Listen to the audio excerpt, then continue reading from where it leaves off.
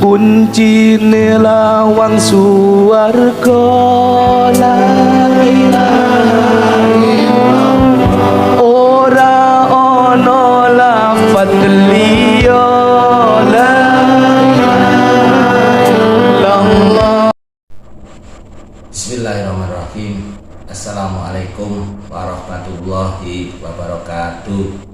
Masih tetap bersama saya Gus Yoyo dari Tulungagung yang akan membawakan konten-konten masalah sejarah, budaya, dan misteri yang ada di tanah Jawa. Tidak lupa salam hormat santun kepada seluruh saudara-saudara ataupun pelaku spiritual di seluruh Nusantara. Salam hormat, rahayu, rahayu, rahayu. Pada sesi hari ini saya akan menceritakan, dalam artian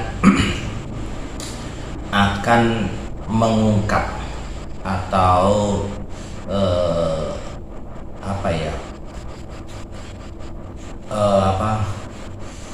menggali sejarah awal mula atau asal usul weton dan neptu di tanah Jawa.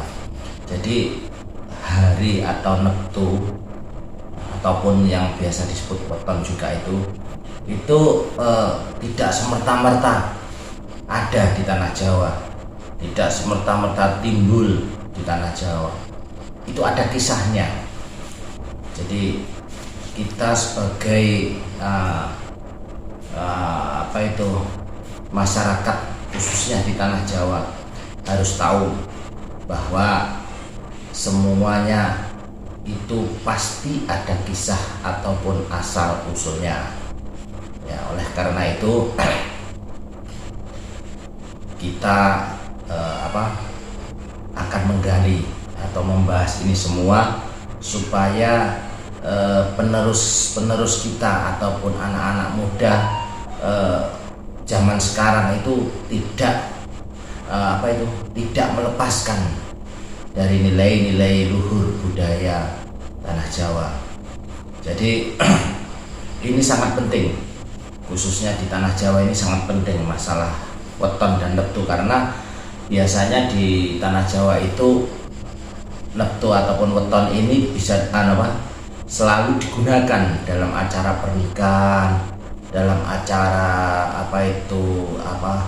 selamatan atau syukuran mendirikan rumah, pondasi rumah, ataupun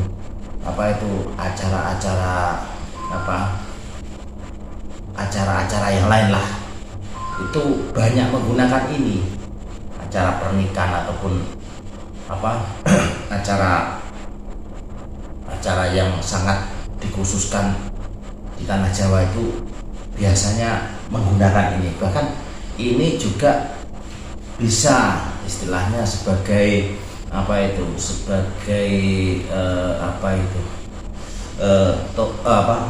sebagai ukuran ataupun sebagai ramalan, dalam arti ramalan tentang jodoh, ramalan tentang rezeki, ramalan tentang istilahnya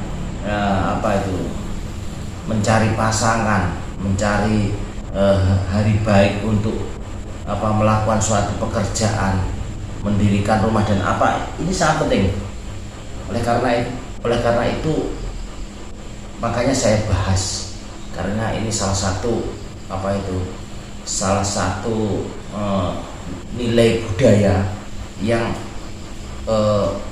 insya Allah tidak bisa ditinggalkan, khususnya di tanah Jawa. Ya, jadi mari kita bahas masalah hari. Ya, ini ceritanya seperti ini. Hari weton atau neptu itu asal mulanya dulu dari Alkisah, dikisahkan. Saya pernah diceritakan oleh salah satu guru spiritual saya, yaitu apa itu Mbah Dalang lah gitu ya. Jadi diceritakan itu masalah apa itu ini kisah lahirnya asal usulnya hari ya. Asal usulnya hari itu pertama dari kisah cintanya Mbok atau Ibu Loro Somo, Mbok Somo itu menikah dengan yang namanya Raospati. Nah, dari hasil pernikahan Mbok Loro Somo sama Raospati ini menghasilkan 5 keturunan. Ya, ini menghasilkan 5 keturunan. Yang pertama yang namanya apa itu Tumpak atau bisa disebut dengan Senen, Minggu. Terus anak yang kedua bernama apa itu Dikte atau disebut Senen. Anak yang ketiga namanya Anggoro atau disebut dengan Selasa. Yang anak keempat namanya Budo, disebut dengan Rabu. Yang kelima anaknya namanya Ukro, bisa disebut Kamis. Nah, dari hasil pernikahannya Mbok Loro Somo dengan Raospati itu menghasilkan 5 anak, yaitu Tumpak Minggu atau Minggu, Dikte Senen, Anggoro Selasa, Budo Rabu, dan Ukro Kamis. Nah, selang berapa lama hubungan mereka itu baik-baik saja. Ketika itu dikisahkan Raden Raospati itu melakukan suatu perjalanan atau istilahnya mencari kawruh yang lebih mencari ilmu yang lebih tinggi lagi, melakukan perjalanan keliling Pulau Jawa. Ya. Ketika Raden Raospati ini keliling di Pulau Jawa, tiba-tiba di tengah hutan dia mendengar suara tangisan dari seorang putri. Tangisannya sungguh membuat perjalanannya menjadi berhenti. Akhirnya dicarilah suara itu. Ketika Raden Raospati ini ketemu sama putri itu tadi, akhirnya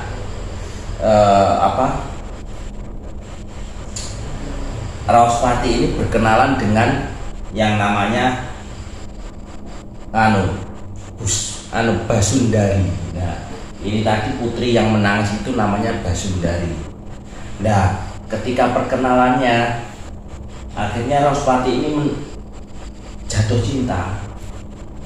cinta sama Basundari.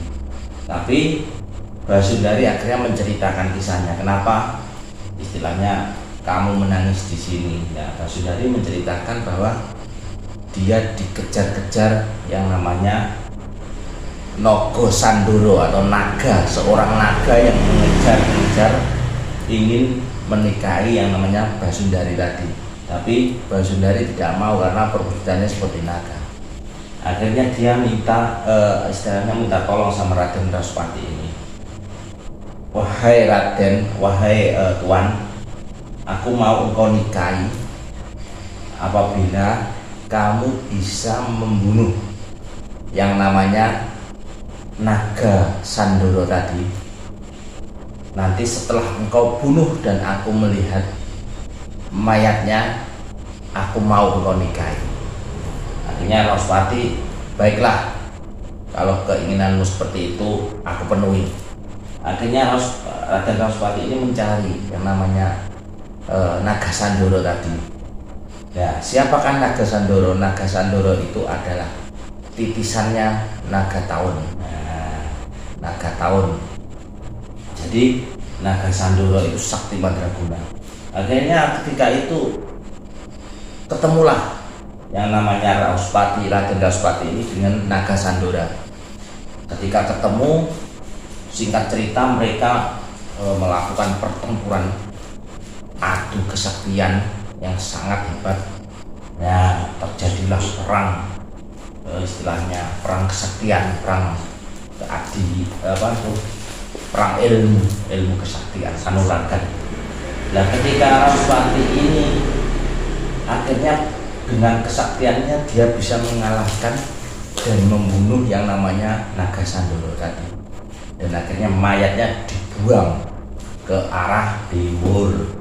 Ya, setelah itu sebelum meninggal dia bersumpah begini sumpahnya, wahai Basundari, aku adalah titisannya Naga Taun, namaku Naga Sandoro adalah titisannya Naga Taun. Wahai Basundari, dimanapun tempatnya kamu akan aku kejar. Nah, inilah kisah. Makanya Naga Taun itu kalau dikisahkan di tanah Jawa, naga Nogodino, Nogo Taun itu orang Jawa takut, dalam arti bukan takut katakanlah tidak, karena welaknya balaknya itu tadi nanti dijelaskan di sesi yang berikutnya itu masalah itu. Sekarang ini masalahnya, ketika Rospati itu berhasil membunuh Naga Sandoro, akhirnya Raden Rospati ini menikahi yang namanya Basundari. Dan dan memiliki kelima anak juga. Dari hasil pernikahan ini memiliki anak yang namanya Manis atau Legi. Anak yang kedua namanya Jenar atau Paing. Terus yang ketiga namanya Palaguno atau Pon. Terus anak keempat namanya anak ke 1, 2, 3 Legi, Paing, Pon. Lagi anak yang keempat namanya Cemengan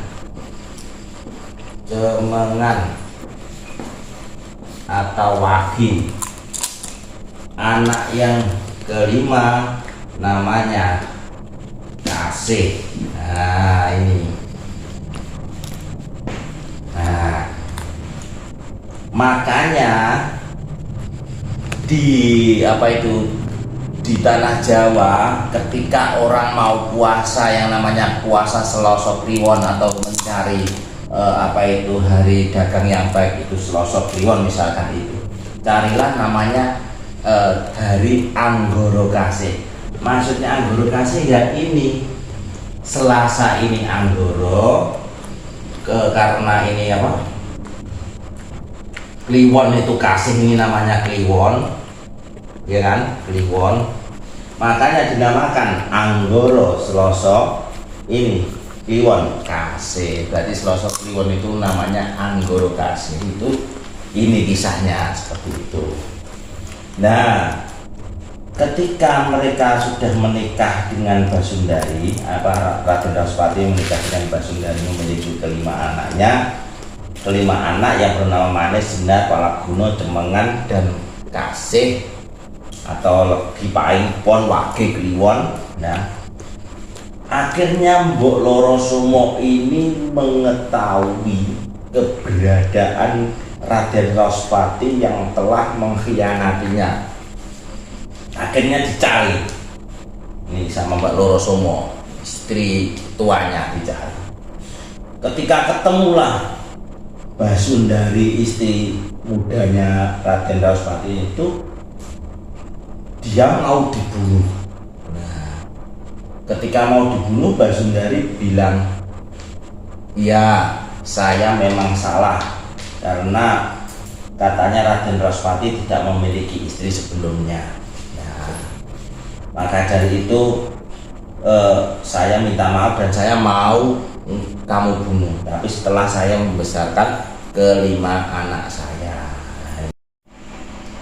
Setelah Basundari tadi dibunuh, ya kan, akhirnya Basundari itu dibunuh, jasadnya dibuang di bawah jati, dan jatinya itu sampai mati. Makanya yang namanya dinamakan Jati Ngarang. Jati Ngarang itu jati yang sudah mati. Nah, oleh orang Jawa, istilahnya ilai-ilai itu kalau punya anak lelaki, yang pertama punya anak barep lah gitu ya, punya anak barep toh perempuan atau laki, itu ilai-ilain tidak boleh, larangannya tidak boleh menikah ke arah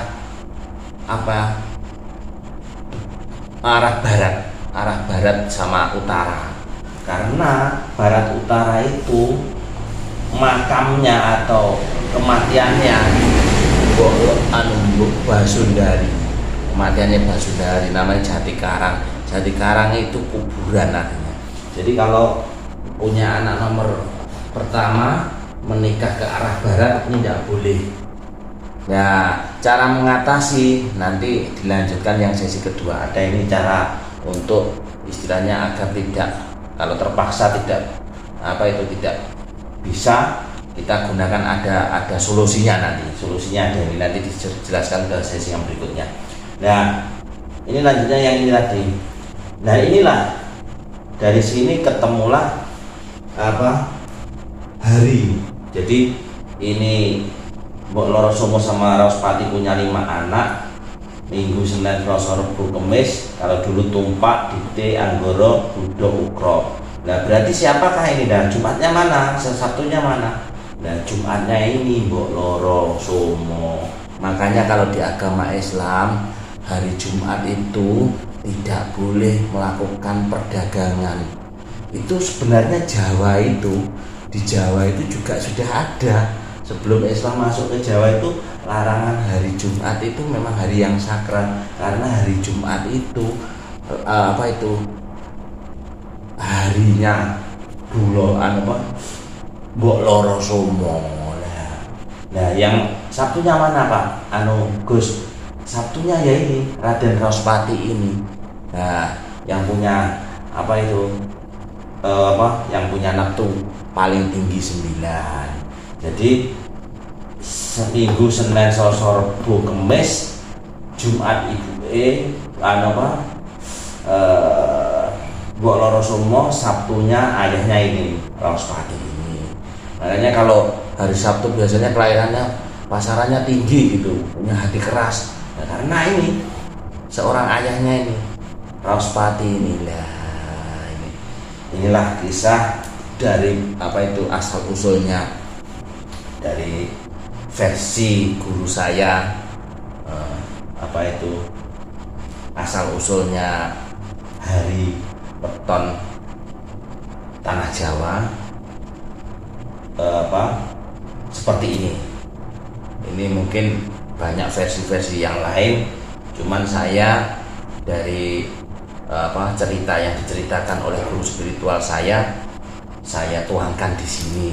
Semoga ini bukan istilahnya menjadi patokan atau tidak, terserah, itu punya versi masing-masing. Yang penting ceritanya seperti ini, dan nanti yang baik dipakai, yang nggak baik nggak usah dipakai.